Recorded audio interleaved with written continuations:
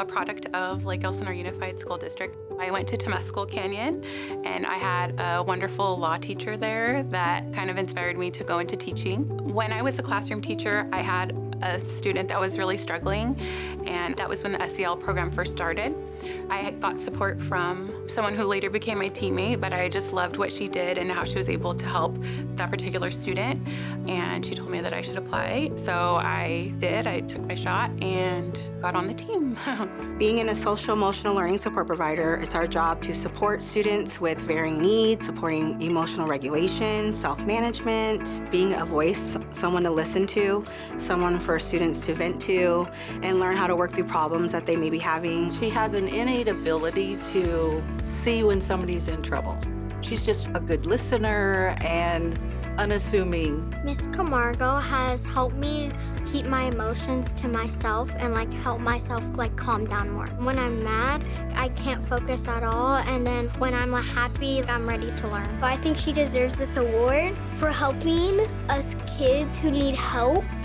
She comes in with this perspective of, hey, a student is experiencing this, but it may not just be what we see on the surface. Nothing's a one-size-fits-all with kids, really. When it comes to social skills, finding what works for the student can be trickier than just an academic curriculum. She teaches school-wide lessons in something called the Zones of Regulation, which helps students to be able to navigate their emotions. So she starts every year with Zones of Regulation lessons, and she does that across the campus. I love supporting students, but a big part of what we do is supporting teachers and helping them with strategies to help their students every day when we can't be there. She models, she gets the teachers involved in her lessons.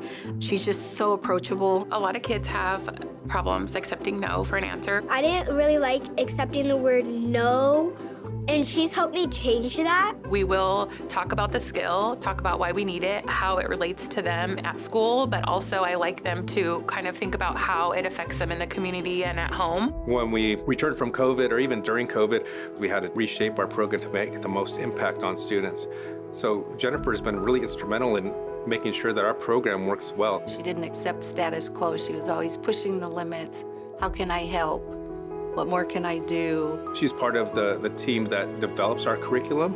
So she spends a lot of time researching and thinking about things and what's going to work for the kids. She has led her peers, she's led the work, she's helped multiple iterations of what we are doing, really building this positive culture vibe, starting with students, to classrooms, to then carry over to schools that has long-standing positive impact in our district. She's the leader of the group. She keeps things together. She's like the voice of the team. She's not just a colleague, but she's my best friend.